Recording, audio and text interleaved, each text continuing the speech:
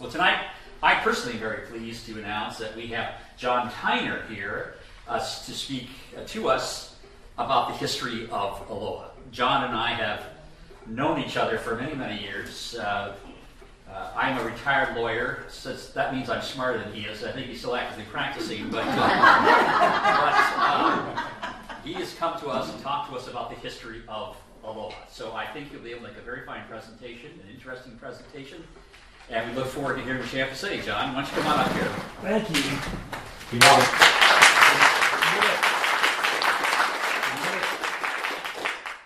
Richard leaves this area to move back, the average IQ will decline. well, maybe I should hang around. John, how long have you been here in Beaverton?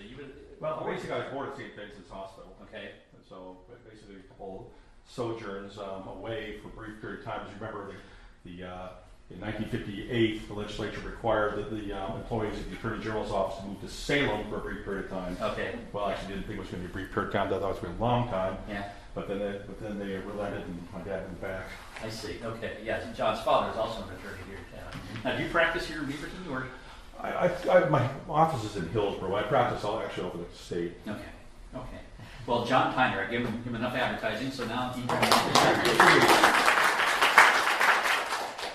I got how much time do I have, Richard? 2 minutes. You have as much time as you need until the people start standing up and walking out the door. What time does this meeting usually end? 8:30, quarter to 9. Yeah. Okay, So why don't so you take a half an hour if you have at least that time, and that amount of time. If you need more, that's fine. Let's find out what we share in common as far as knowledge of Oregon just generally. And I want some input too. If you guys disagree, or I don't want to turn it into a baiting session, but if you disagree on certain things that are held to be common knowledge. Anybody know the tribe of Indians just generally lived in this area? No. Yeah. Off body. Okay, and what general overgroup of tribe are they part of? Kalapuya, okay. What happened in the century, in about 30 to 40 years before Lewis and Clark actually came to this area? What catastrophe affected the Indians? They were essentially depopulation. And the Klickitats used to come over the Columbia River and basically take slaves in this area. By the time the first settlers arrived here, the tribes were, in essence, depopulated. And by about the 1840s, 1850s, essentially they were beggars, calling on the settlers for, such as there were, for food. And what major, if anybody has an opinion, what major thing affects this general area every 300, 350 years? Tsunami? Yeah, tsunami subduction area. This is a zone. And the reason you don't find long-term civilizations that at least is postulated along the west coast is that everything washes away, periodically. And you go back 10,000 years, you're still talking about the last of the ice age, the ice sheets, and of course the alluvial plains took several thousand years to develop before you even had soil that was able to even grow the trees that you see now. So when you go out, you say it's amazing these forests have been here forever. Well, actually they haven't, because the lifespan of a Doug fir forest is about 900 years on average. So essentially, what the Indians did here is the theory is that they came down the land bridge. They either came walking, or the newest theories, they came down by boat along the land bridge. And in some of these areas, they kind of spread out. And people really don't actually know the actual genetic characteristics of the original settlers here. And help me, who really knows? Remember Kennewick Man? What was Kennewick Man determined to be genetically? Anybody remember? Kennewick Man was determined not to be a Native American. Exactly. A resident here 10,000 years ago. Yes.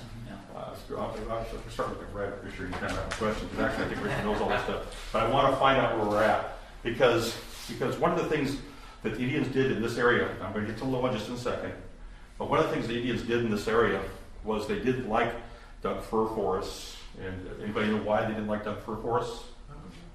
Hunting. For farming. Did they slash and burn and all that sort of thing? Or They did, but because Douglas fir forest is a desert, things can't live in there.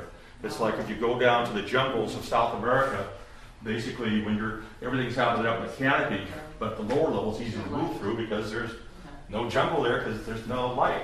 And so basically, Tualatin Valley is a prime example of slash and burn agriculture. Not in the sense that they were agriculture folks in the sense of cultivating land like the Indians around Boston did, because when the Pilgrims came, they came in contact with agricultural community. So essentially, they didn't have the same type of agricultural communities here. And where did the Kalapuya Indians go in the when things were tough in the winter? Where did they set their lodges? They actually went up in the winter, summers, but they went up at Gaston, around the Wapato Lake. So you had this transit thing, you had their old trails.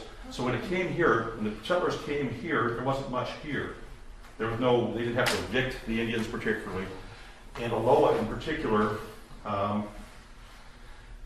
was not, it was a plains because the Tualatin Plains extended all the way out because periodically they burned it. The Indian women actually had this, after the burning, they went and harvested some of the things with some of the plants when they were charcoal and used that to make food. But I'm not going to stay here. The most interesting part, as my point is now. Nothing. Almost nothing happened back then. It was interesting.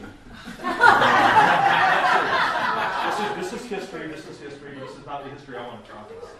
Because big picture, ship captains come around from Massachusetts. My family's from Massachusetts. We didn't come with the ship captains. As a matter of fact, they came about the time ship captains were leaving because they run out of potatoes in Ireland. But anyway, the culture of Portland had more in common with Boston than perhaps any other place. The settlers in this area, the later settlers, and I'm going to be talking about the settlers from the 40s, 1940s, had more in common with Appalachia. A lot of folks came up to work in the shipyards, Kaiser shipyards, and after, matter of fact, my wife's family actually got here through Joe Higgins, who was a black sharecropper from Five Points, Alabama, basically the Higgins plantation. He came up here because he wanted to break loose, so he came up and was working in the shipyards, and he later settled in Vancouver. My dad came over because he was a Catholic Democrat from Boston, and the Republicans had old law firms, the Lodges, the Dodges, etc. So if you're going to be a lawyer out of Boston College, because the Protestants went to Harvard and Yale, the Catholics created their own college because they couldn't get in there, called Boston College. So Boston College is going to be the Harvard of the West Coast. So my dad, that was an incredible pretension because it was essentially a streetcar college. Now it's a much better university. My dad was told at the reunion he would never have been admitted for his standards. But the point is, everybody here came from someplace else, but not much happened prior to the 40s. In fact, in the Great Depression, this area of Oregon especially wasn't even particularly affected by the Depression much because it's so separated from the general commerce. Anybody object? Anybody contest that? Yeah. My parents were born in Orenco in 1916 and 1921, and the biggest nursery was in Orenco, and The Oregon Company. Yes, and that's how Orenco became named. But it went under. It went under, but basically it was pretty much agricultural with timber, some mining out in the southeast, but we didn't suffer the bread lines, we didn't have those types of things in Oregon of a significant nature that we had in other places. There were not major food lines in Portland and There was suicides. still a lot of people out of work though. For people out of work, They worked up at Timberline. right, the CCC built Timberline, Cornell, built a lot of those projects, but we did not see the same impact on Oregon that you had other places. And the reason was, and the point of what I said that, was it's so divorced from the national economy. So the first settlements that occurred, if you go out by Harvey Marine and you see the Reedville Cafe, you see those trees there? If you've eaten at the shack, you can go in, and those are actually Simon, you had the Ladd, Sergeant Ladd, and I have to look at my notes, I guess, now. The other sea captain, prodigy, progeny, I should say. Anyways, basically, let's just. Related to Jenkins? Pardon? No, Jenkins is different. Jenkins was a businessman who had a place out there. Simeon Reed. Right. Yeah, His they're all. name was Reed. Simeon Reed. Simeon Reed. Reed came across, Lance came across, Jenkins came across. Everybody had money, and Jenkins kept that out there because that was outside. It was that old sort of landed gentry thing that the folks in New England adopted from the English. You had your place in, and then you had your country place. Right. And so that was Jenkins' equivalent country place. So Simeon Reed sit there. There's also, interestingly enough, you know the Willamette Stone Park is where the donation land claims, where the whole area is organized. It's broken up according to townships and sections, located from right there. And all of you probably remember from this little thing right here, everybody ever seen this before? We do have copies of that here. Yeah. Okay. In 1968, on the 75th anniversary of Beaverton, they put out this nice little publication here. It's really very good because it tells about everything. It talks about Augustus Spano, the early settler in Beaverton. It talks about Denny and Betts and all those folks in settling here. You know, they take care of the beaver ponds, and they talk about all those things. Is that background part of your shared knowledge here right now? Mm-hmm. Draining of the beaver ponds, the conflict between the railroads, Gaston and Cornelius, Colonel Cornelius and Gaston, and the present location of those things. Does everybody pretty much know that stuff? Okay, well, how about Oregon Electric Railroad and things like that? So out in Aloha, essentially, is not even really mentioned because there wasn't anything to mention. It's really, you got Simeon Reed's and William Sergeant Ladd's thing out there. You got the Wheeler donation land claim, and we just had the centennial on January 8th of the Aloha Post Office. Did anybody go to that? Okay. Well, basically, what that was the sort of problematic in the sense that when the post office was named, we don't even know why it's named that, but in 1983, an individual came back and said that basically the Buck version is that the first Julius Buck was living in King City in 1983 when he heard that Aloha was going to incorporate. Remember that's where we're getting the substance of my talk now about their most recent history. And he came back and said Aloha really came from the name of dinner, where I actually gave from name of Wisconsin, a town in Wisconsin. There actually isn't a place in Wisconsin named Aloha. And basically the other version is by a lawyer from the neighborhood of Capitals. And the station there was a station at Wheeler Crossing, which is about where 185th and DD Highway is now. And they came up with the idea that basically she was singing his daughter was singing a favorite song named Aloha Oe. And she just returned from Hawaii, and people said, oh, that's Aloha. No one knows where Aloha came from. Because it got 1983 in King City, came forward at the time of the Aloha Incorporation to say that that's where it came from. Not really important, because that's still called Aloha. There was nothing there, literally. Until 1955, there was the TV highway was 2 lanes, and I don't really remember that too well because I wasn't born until 54. But I do remember Farmington Road had no shoulder at all. That was actually kind of dangerous to travel. And the shack was, I think, 1934, 1935 when it started. You had the Hazeldale store, you had Cook's Market, and you had farming. But you also had something kind of interesting.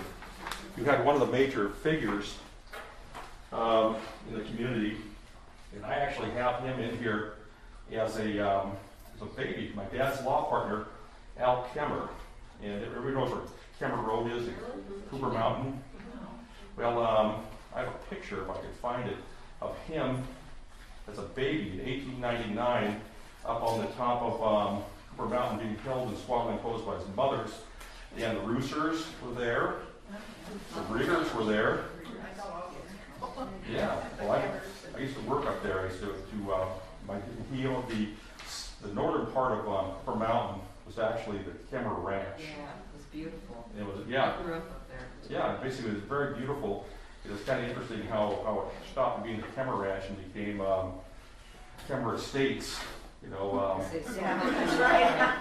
basically he never wanted that to happen. He was on my dad to do his will all the time. My dad never did, and so basically there was not a very good transference of title, and so they merged the life estate and the remainder interest, sold it off to an incredibly, I think, large and powerful company whose economic end no one could have predicted. Edwards and Company. Who collapsed, was it 83? Yeah. Yeah. Well, I don't see that here, but that's not what I really want to talk about. What I really want to talk about. How long were his parents up on the hill? Well, they basically the reason they were up on the hill is because nobody else wanted it. Basically, the lower areas were the nation land claims. There was a bunch of them. And the reason I know that is because after I graduated from college, I still wanted to be on the Olympic wrestling team. So I decided to take 2 years off before I went to law school. You don't never heard of my name in wrestling, have you? No, John, we haven't. That's why I went to law school, because it didn't work out so dang well. It didn't work out so dang well. But during that period of time, I worked at a title company, and a young representative named Mike Ragsdale, who was a principal in market and investment, used to come in all the time. And because they couldn't think of anything better to do with me, because they knew I was just passing through, they had me a locator. They had me as a locator. And what I was supposed to do is locate property.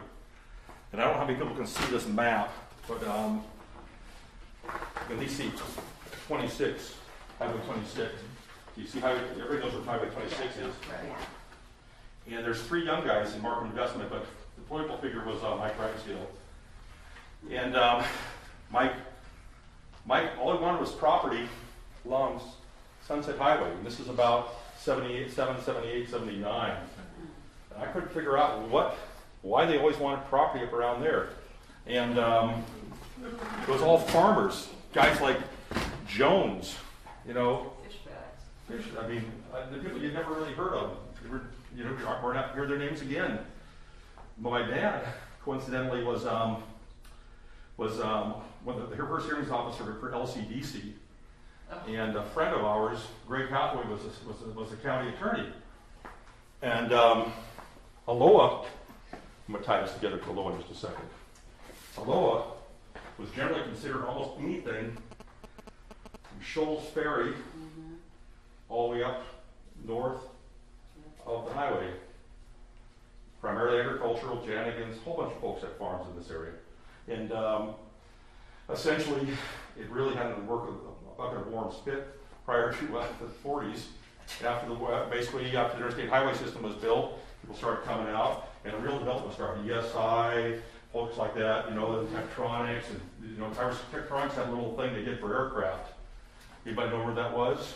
Radar. Not radar. They did a whole measuring thing. There we go. And what were they using for during World War II? Doesn't matter. They settled here, and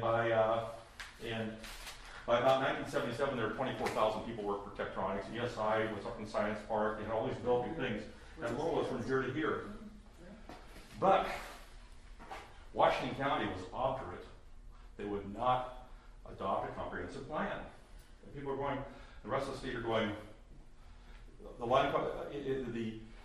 The state required out of the Trump and McCall administration and the offices of some folks who were representatives from this area, planning. They decided that the whole state of Oregon would be planned. They would utilize soils and land in a certain manner, and every organization, every state unit of government county was required to develop a plan. The comprehensive plan had to meet certain criteria. And Washington County refused to develop a comprehensive plan. They just refused to do it. A person we both know, Les Coyne, who had been worked in the Public Relations Department of Pacific prior to running for office, just kept pushing it, and nobody could figure out why. There's a guy named Wayne Atterbury. He was an executive in an insurance company called Standard Insurance. And Standard Insurance was out there, but, you know, the whole idea of development of macro types of thing had come after World War II. In New York, we had Levittown, but here, kind of a visionary company named Equitable. Equitable basically started developing up in Cedar Hills. This is the flats up there, and all those things like that. And basically, these were small houses. I think they were selling for $7,500 to $15,000. First class, many plats. Cedar Hills has its own sense of government and things like that. And Roger Meyer was their attorney forever. And the function is a little city, but the idea of a financial entity, Equitable Savings and Loan, for example, financing and development, was not new. In fact, Lake Oswego had the same kind of development. But Standard Insurance is out there, but nobody knows really what they're doing. Nobody knows what market development's doing. And I don't know what Ragsdale's doing, but they're all the time there. And every time they're there, the president of the company, the head of the company locally, amongst McGurr, made sure that I showed them every courtesy of the PNPI title plan. So I go to law school, and I come back, we have the Sunset Quarter, and Washington County adopts a comprehensive plan. So essentially what happened was, for that period of time,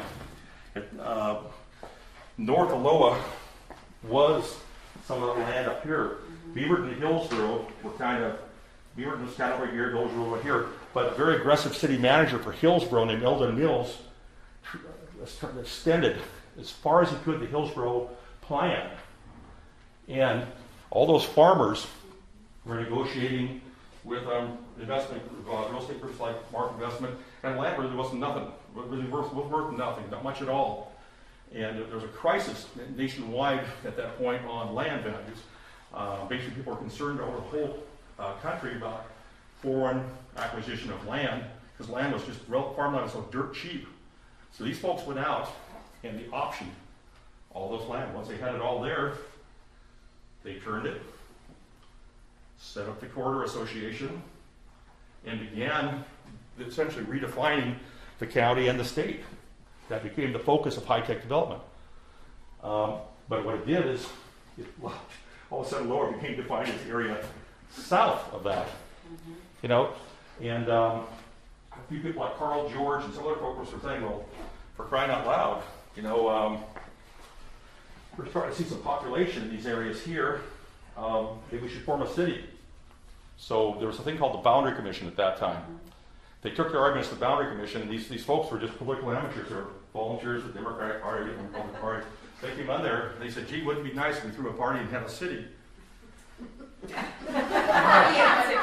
Other people have plans for that land. Big plans, you know? So essentially, Aloha has slowly, yes, Beaverton has edged to 165th. This is actually roughly, I think, the city limits of Beaverton in 1970. Not much beyond that, and that's probably 145th, which we now call Murray Road.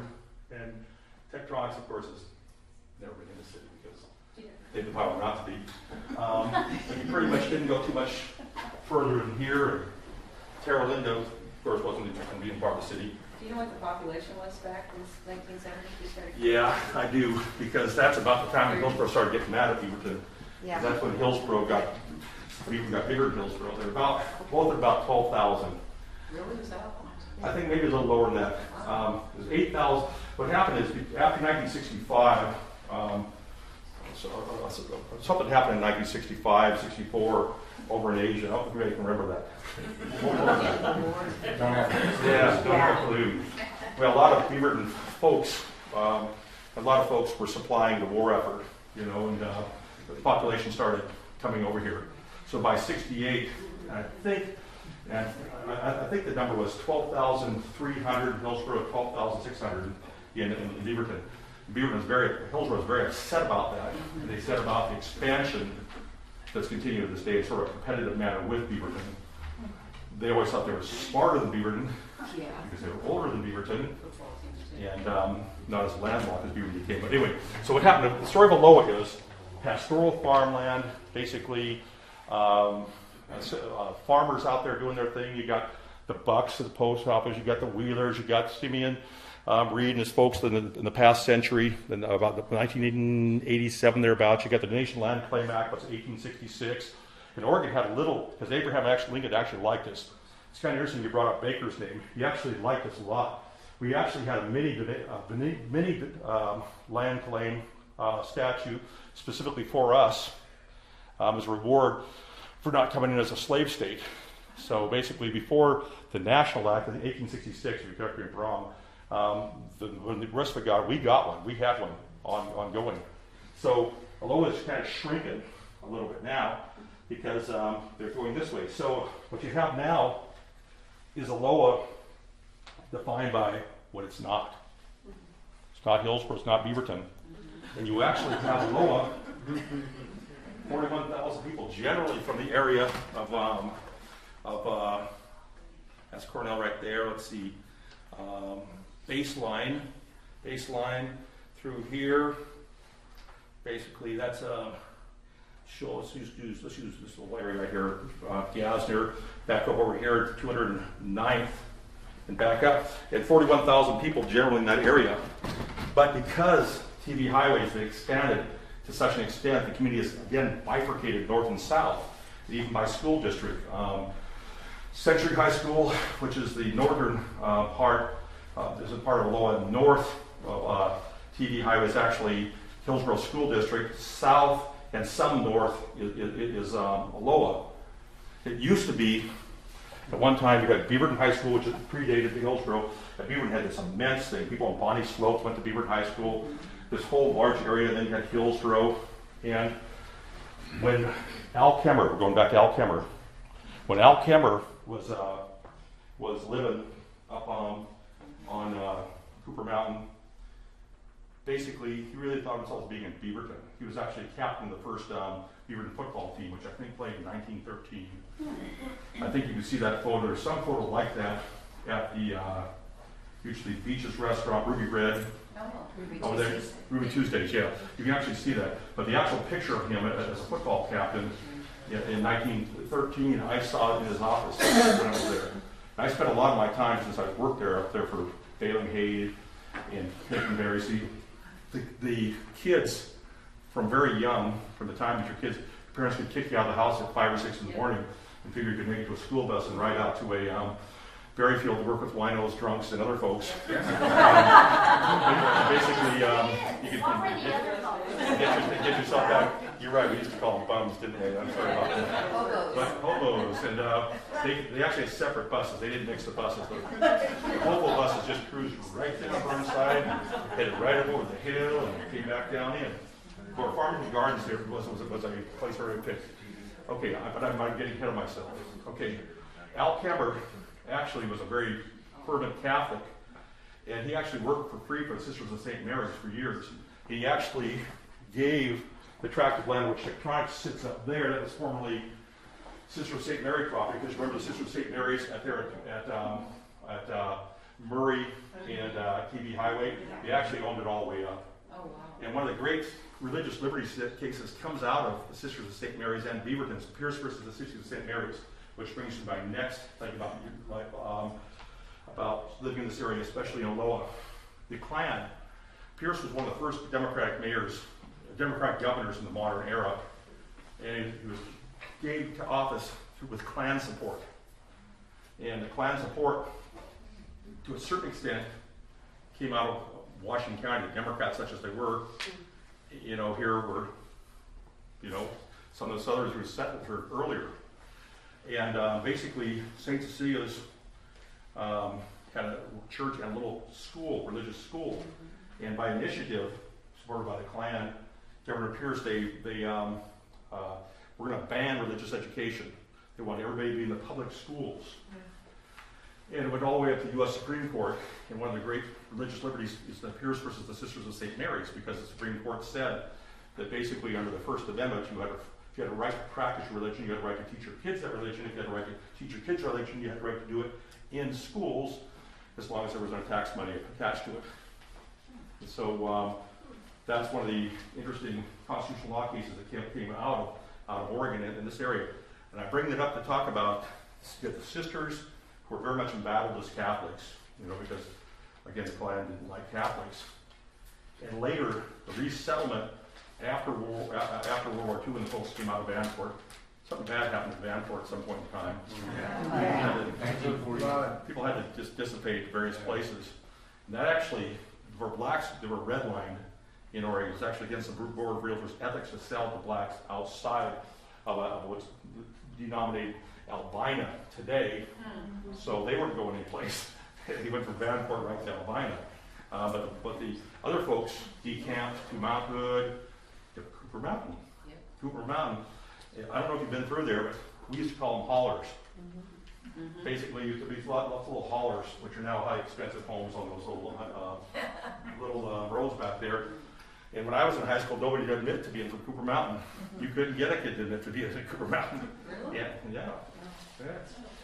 It changed when you were at Aloha. When you were at Aloha, they figured out how to do a sewage filtration system that allows some of the houses to be That's built why they up all partied up there. They Yeah, go up in the, well, it used to be the woods. It's a little cleared now since Metro bought it, but there. Yep. Right up on top, and right there. yeah, that's where my grandparents had a big long house. That was, they built it. Yeah, I remember that very well, It was as a matter very of fact. popular mountain. And basically, you remember a little outbuilding at the Jenkins Estate we used to go to in Aloha. Yeah, well, I used to ride my horses through there. Yeah, me too. And high school kids used to party like heck on that little greenhouse that you see as you come around the way. Oh, yeah. I don't speak from personal knowledge. I wouldn't do that. But anyway, so anyway, you have a situation where when I used to do chores in Beaverton, and things like that, people say, "That's mighty whitey, give you a buck," or "Man, or if you acted badly, you guys say, act like a white man," things like that. And basically, there's a heavy current of racism endemic in this area, especially in some of the rural farming communities. You have Jacktown, you have Hazeldale, you got all the way out to Midway, and basically in the 40s and 50s, you had the TYV Lake, the Fulton Valley Lake, and you're looking more towards Newburgh and Hillsborough and McMinnville than you were Portland. He was talking about going over the hill to Portland. Basically, we're sort of self-contained out here, but the expansion of the Sunset Highway from the old Wolf Creek, made Portland more accessible. But Aloha, after the Sunset Quarter, is now shrank because you now is unincorporated, and of course everybody remembers the county didn't even have a tax base. Prior to the tax base that got in the mid-'80s, trivia question: who remembers the prior tax base? 1916. So essentially, they did a succession of levies to support the county, which meant if you were in an unincorporated area, you didn't get much because there wasn't much to get. So Aloha, pastoral, farming, not very populous, but in the 60s, it starts to develop a little bit. You have Tektronix and some of the folks that are living there. You have ESI, you have the development of the spread of various other types of things. But you start having the platting of these houses, these subdivisions, Singing Woods is more Hillsborough, but Cross Creek and some of these things like this. And a whole bunch were platted in the 70s until everything came to a screeching halt. When the economy died in 1980, Richard Prax and Gloria probably would happened to everything. Everybody kept calling, every lawyer called every other lawyer, "Do you have any clients now? Do you have any business now?" Yeah, I was as if all the clients decided not to call their lawyers. Yeah. Exactly. In 1982, I came out of law school, bright-eyed, bushy-haired. For the next 6 years working off the court appointed list. There was no business here. Who was here in 1980? Raise your hands. Okay. Remember how the streets, like Hillsborough, essentially closed down? Boarded up. Portland was a terrible situation. In many ways, that feels worse than this does now, as far as Oregon went. And it took a long time to get out of it. And in '83, we sure as heck went out of it. I think the state budget, correct me if I'm wrong, because I think the state budget for 81 was, I think, $4.2 billion, the state, general fund budget. And I think it was 3.8 that next biennium. In other words, not only did you take and I'm pretty sure this, not only did we take a cut in an increase of government, we actually took a real cut. And then all the deals that we later ruled for, the PERS thing, the taxation of federal retirees, the 8% guarantee to teachers, all those things, made those deals just to survive. So now Aloha is here. It's tough. In '83, poor Carl George and his friends decide that there's you've got the corridor, and you're seeing the accretion of each city. Not accretion, it's not really. Yeah, I guess it is. The ocean accretes, land goes down. You see the movement of the large municipalities towards this area, taking all the developable land and all the land that can be developed that has any economic value. It's the rule of $1. Essentially, if you get bare land, you put $1 in, you get $1.20 back for increasing taxes. I think that's just a rule of fun. You get a developed area to redevelop it, costs you $1, you get 80 cents back. So no one wants the reason Aloha is the way it is right now, with no street lights, no very few sidewalks, 8-foot culverts, and women falling into culverts, being there 3 days, dying of exposure. Some of the stories that we've heard there is because you have the most compact urban mass that no other municipality wants or will take. Hillsborough doesn't want it. And basically, I think the largest industrial parcel within the general area of what is now that's very compressed Aloha with 41,000 people is I think it's 4 acres. 4 acres. Yeah, so essentially, yeah. Now, Aloha had a chance at that time, if they're able to convince the Barbary Commission to allow it to become a city, to prevent the expansion. So what do you think the chances of 3 older gentlemen who kind of hobby politics would be against larger entities? Because remember, Intel is at 198th and TV Highway at that time. Mr. Husk came by from down south and set up that plant. And Intel knows it's going to be expanding. You've got floating point, all these ancillary things, lattice, all things out there. What do you think the chances are they're going to let Aloha set up its own little city? Annex it. It ain't happening. So basically, every place where there weren't people was acquired. Every place there were was bypassed. So now you have Aloha, and the history of Aloha can be made very simple. I'm up on the hill, I'm in Cooper Mountain, but my kids go to Aloha. I don't let them ride their bikes or walk or anything like this. Aloha, the time you were there, when it was in a sort of its era, basically, I remember Aloha High School was on the dairy. There was no dairy there. I remember when it was being built. Remember that dairy? Yeah. Yeah, you remember in 1969 I played football in that field. The thing was there, I went down, as linemen. I go, ooh, that doesn't smell good. I thought they'd done something to cover it a little deeper in the football field, but they hadn't. So eventually, but Aloha High School, basically, it had its glory years from about 75 to about 85 to about 83. Yeah. And they had outstanding students. They had outstanding athletes. Wally Backman played captain of the Nats. You're the one that met the World Series. You had James Rogers, All-American, Nate Sassaman, all kinds of folks had some very mystery writer who's written a science fiction writer who's written for a number of things. I've forgotten her name right now. Sorry, I can remember it in my notes. But anyway, you had this burgeoning sense of community. But the school district decided to redistrict, and the only part, this is a political map here.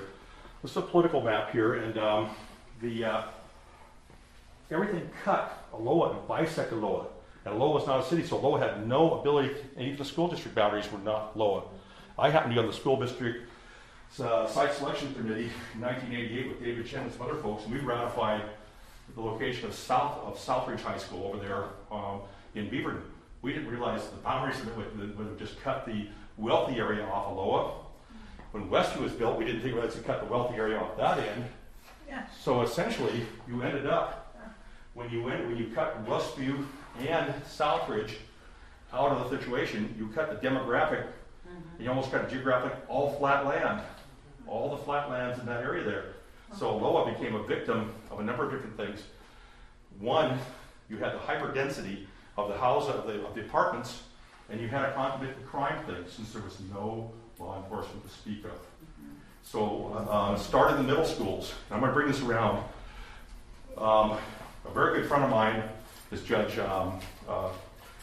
a former presiding judge in Washington County, and I won't use names, but his daughter would sometimes babysit my kids. She went to Mountain View until they pulled her out of there, sent her down to Cathedral, sent his older son down to Cathedral because he's so concerned.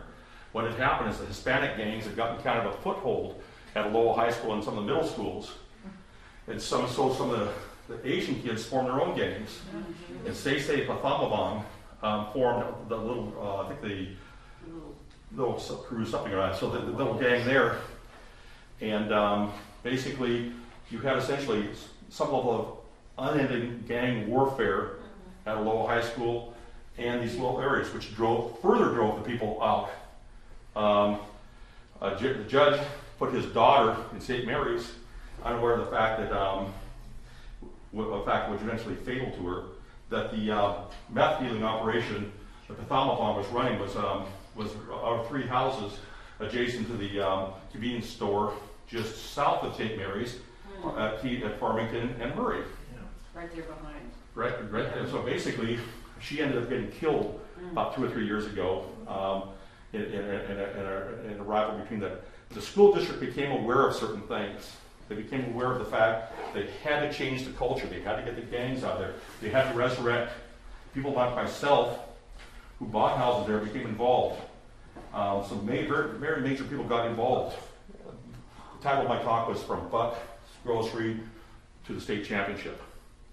And we're going to deal with the last decade relatively quickly. What happened is they put very good principals like Mr. Reed into Hazeldale, cleaned up Hazeldale, which is always an okay school, went into Mountain View, cleaned that up a bit, and went down to high school, cleaned that up a bit. They had a real problem though, because there's a little thing called Title IX. Aloha had a great men's baseball field, but no girls softball. And so everybody's trying to figure out how can we do this. So in a very extensive community partnership organized by the athletic director, Mr. Bryant, with the National Guard, all kinds of folks, they created the softball field on that southeast end. It was a tremendous undertaking. It required replumbing 185th. But once they did that, Nike got involved. A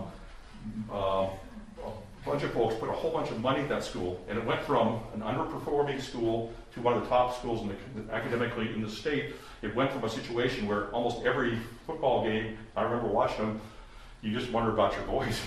The kids at that time, whether they're going to get out safely, not whether they're going to win a game, because they weren't going to win a game.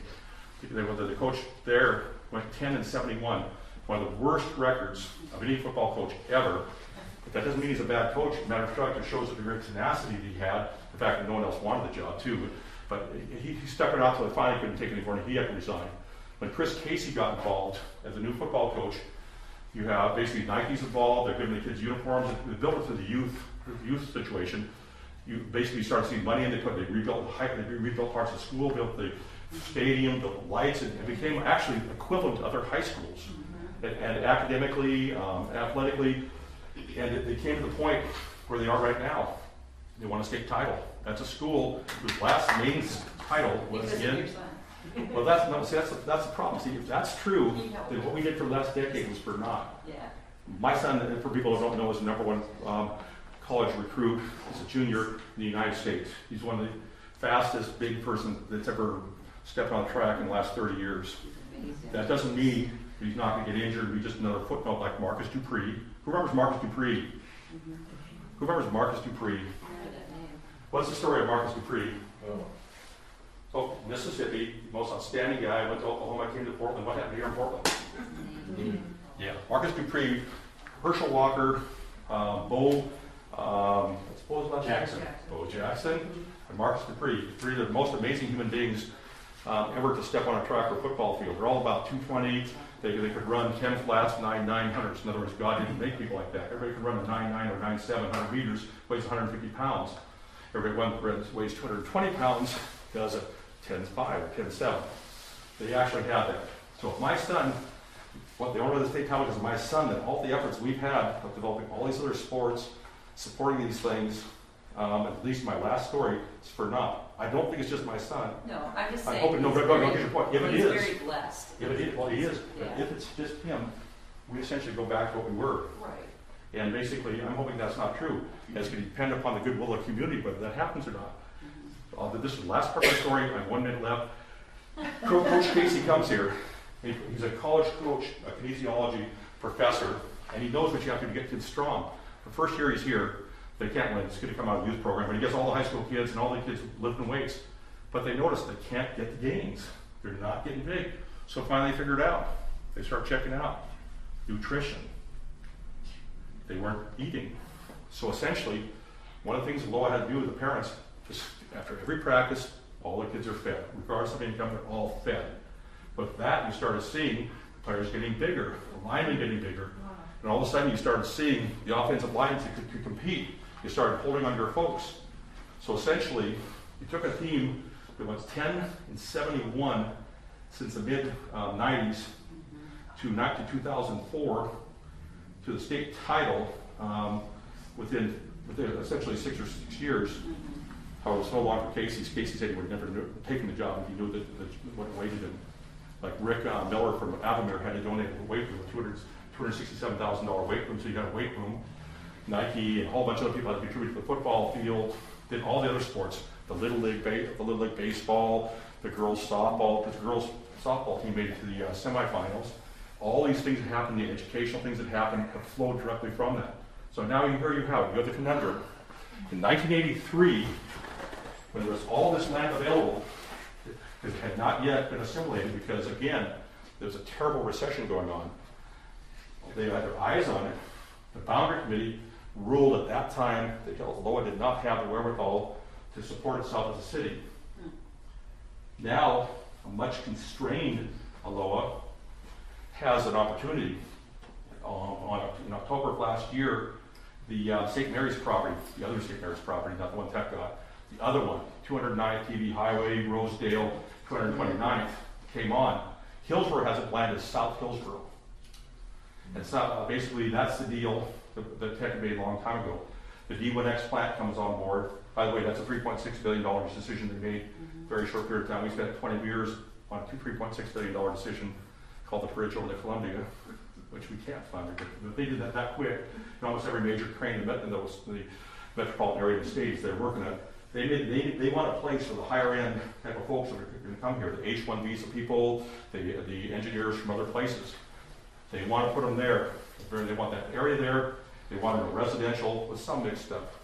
If Aloha were to acquire that for some type of light industrial or mixed commercial type of thing, that would be the component that could allow Aloha to be a viable city. It won't happen. We already lost that battle. But the point of it is, that would be the battle. But right now you have an issue. If you're going to bring a residential area with again, your $1.20 next to an area where you put $1 in, get 80 cents back, what would be the logical concept of combining those two infrastructure from an infrastructural standpoint? You get a wash with no extra taxes. So that's the history of Aloha. Pastoral farmland, guys, not much really happening. They come, they walk in to take away from Indians who really aren't able to do anything about it because they lost the ability to do so sometime 50 to 80 years earlier.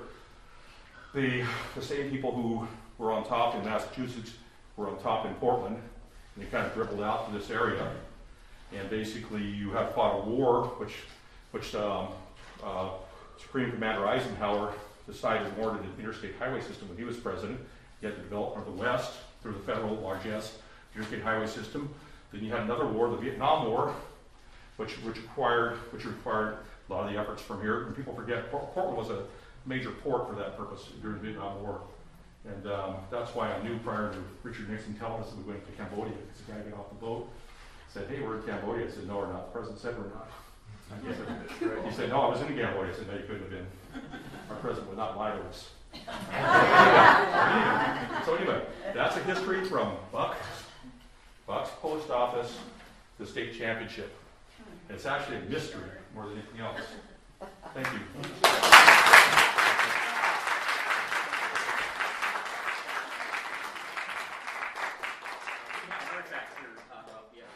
is a copy of an actual survey map that was created in about 1860, I believe, 1863. John mentioned just briefly the Willamette Stone State Park, which is over by the Catholic Cemetery. And this actually shows how everything was surveyed off of those points. There is right here what is known as the Willamette Meridian, and it intersects right here with Baseline. You folks without Hillsborough, you've heard of Baseline Road? It's built along the baseline. And so anyway, this shows how they eventually did this, and everything in the state, all these lane sections are all surveyed off of that connection. There's one other thing about this map, and we won't take time with it now, but if the first person can figure out what the answer is, will get at least a free cookie. And this map has all sides. I know I play this, not really a trick, but I've offered this to several people. It takes a few minutes to figure it out. But this map has all sorts of major topographical features on there, mountains and rivers and that sort of thing. But one of the most important topographical features of the state of Oregon is not listed on this map. If you can figure that out, you get a free cookie. And if you figure out why it's not listed on the map, you get another free cookie. So I'll leave this over here, and afterwards you folks may want to come by and take a look at it and see what the reason is for that. Huh? Yeah, you probably already know. Does anybody have any further questions for John? Oh, that's right. Don't be afraid to be combative, by the way, because this is, as you notice, I didn't have a slideshow. This is opinion and accumulated prejudice on my part. I was curious if you knew any, because I grew up on Cooper Mountain, starting in '65, and my grandparents had 20 acres up there, which is now big McMansions. But do you know anything history about Cooper? Like, was it a Robert Cooper, or do you have any history of why it was called Cooper Mountain? I've heard stories, but I've heard conflicting stories. Okay. Because when the folks, you know where Shirley's Bakery is? Yeah. Okay. Basically, Shirley's Bakery, since Castles of Music, the law firm that gave their expertise to Tektronix, we're still there. A bunch of lawyers used to have coffee at the Shirley's Coffee House, and you still go there at 10 o'clock, and the descendants of that original coffee shop from the 40s are still there. There they used to tell different versions of how it became named Cooper Mountain, and I really just think it was a surveyor's thing. Just named it Cooper. And basically, you couldn't grow anything on the thing because the soil was just bad. You could grow hay in parts of it. Some parts couldn't even grow timber. There was a Cooper family. There was a Cooper So family. I grade school Right. came with a Cooper family. And they claimed it was named after them, but I don't think it was, because I knew the Coopers too. They claimed the mountain was named after them. Unfortunately, they have a lot of them had an Appalachian Argo, so I think they just got there in the, remember that? Yes. They got there in the 40s, and it was named Cooper Mountains long before they got there. Do you have any idea why the Beaverton Hillsborough School District It's so juky-jacky. well, why it isn't on a major road? Like, it's 196, and that doesn't even go through. Well, I'll tell you a little bit about how they got boundaries. I was actually a title officer along with being a locator, and that's why most of the stuff the mark implicit was 1 north 1, 1 north 2, right there above the baseline. A lot of the stuff here, when they gave the land claims, they actually cut the sections out geographically by their relationship to Willamette Stone, and a lot of the roads were roads that skirted the outskirts of the farms. And so a lot of the roads that you don't know why they go there that way, were that way for a reason. But a lot of times they also cut them short. So the school boundaries were established at a fairly early time. Beaverton High School was built, 1905? And Hazeldale Elementary was built. Because they had their 100th Pardon? 1901. 1901, yeah. Then what? See, you go back to 1840, there's not squat here. It's Joe Meek wandering around, hoping they don't use silk hats in Europe and break the beaver industry, which of course they did, which is why you had to settle down and work. But your specific reasons why, Esther likes that. He actually didn't want to work. None of those guys, Travis, wanted to work. So when the beaver industry collapsed, they had to. I believe, my thing is, basically 1966, basically they reorganized the school, the school district in various different ways. And nobody was really thinking about development like this that was going on now. So I think it was compromised almost block by block, along old farm roads, old Venetian land claims, old property things. And basically, Richard, were you a Beaverton High School graduate? No, Jesuit High School. What year did you graduate from Jesuit? 63. What relationship did Al Kemmer have to Jesuit High School? Well, I knew Al Kemmer really through my mother, who was raised here in this area, knew Kemmer from that regard, but I don't recall specifically. They were so scarred by what happened with Sisters of St. Mary's, they wanted to have their own Catholic school. And so Okay. they finally got the cash together, the location, 1959 was it? 58? What, for the land for For Jesuit Jesuit High School? High School, yeah. Oh, that I did not know. Oh. I did not know that. But That was- that's Jesuit High School had its first graduating class in 1959, which So means 50s. they opened in 58. Yeah, it opened in 58. So that basically they've been trying for a long time Yeah. to open a private school because they were never the trauma of what happened. You know, that wasn't that long ago. If you were born in 1919, you were a young lawyer in 1930s Yeah. when that thing happened. And so I have a bit more information on Sure. it. If you want me to tell you, I can Yep, tell go you ahead. that. John talked about the Ku Klux Klan, and I had occasion a few years ago to do some research about this. And this is about how the Ku Klux Klan got to Oregon. In the 1840s, the National Democrats controlled politics in Oregon. And the National Democrats were primarily a pro-Southern party, but they were also a pro-immigrant and pro-Catholic party in the North.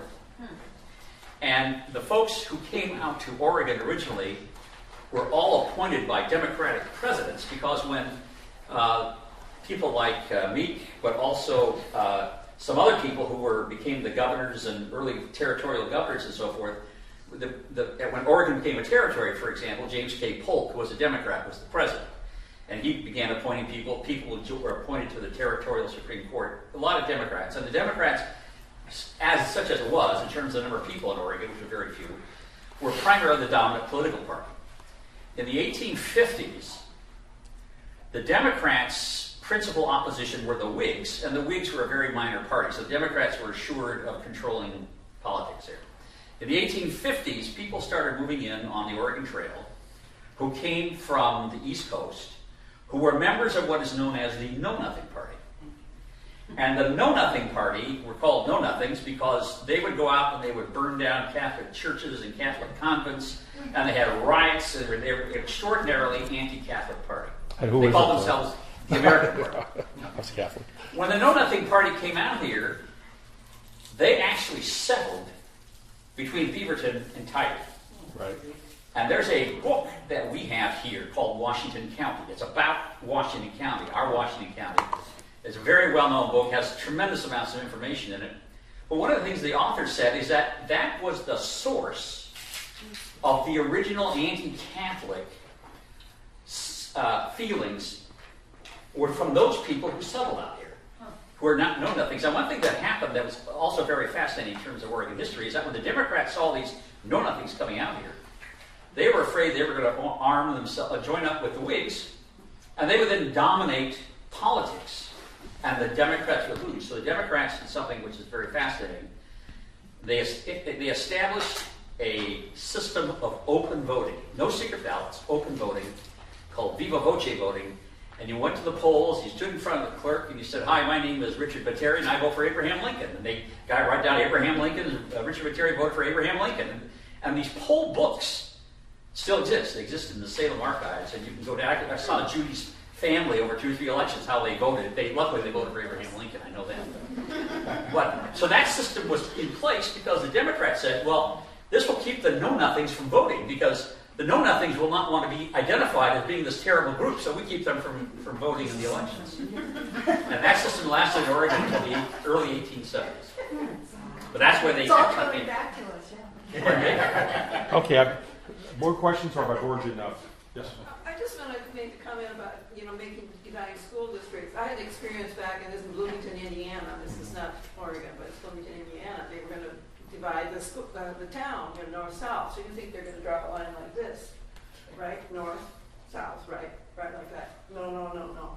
Oh, good football player. That's how they do it. That's how they do it. Yes. I remember, I don't know, maybe the late 40s, into the 50s, driving out west, and it would be like Aloha, Huber, Reedville, Tobias. Were those all railroad stops, or what was all that?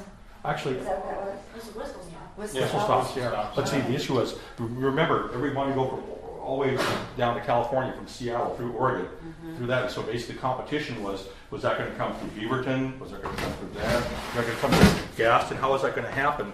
And so each of these things, you know, we had each of these groups, the Gaston, who later collapsed and Korea acquired his right of ways, but what became Southern Pacific, I believe. And you had the ONC, the electric railroad went all the way past here. You had Beaverton was on the Oregon Electric, and the Oregon Electric took you down Beaverton Hills Highway, up Council Crest, and back into Portland. So you had the big one, the big freight one was where the money was, and that's when Gaston and Cornelius were fighting over. The one that went from Portland out to Forest Grove was the ONC Electric. And so you had different things. You had the substations for the Oregon Electric, which was primarily some coverage of crops and things like that, but primarily people going back and forth. Then the other one was the major commercial one.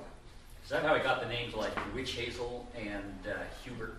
Do you know anything about those? Reedville. Yeah.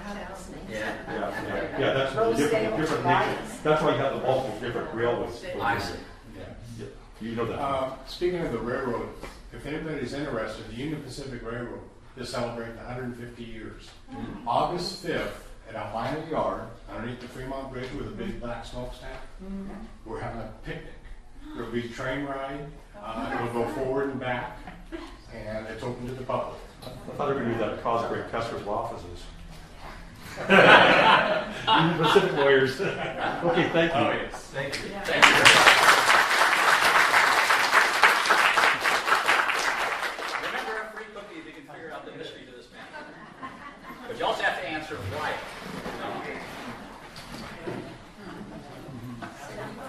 Well, I want to get a quickie anyway. So what are they going to do with the acreage there?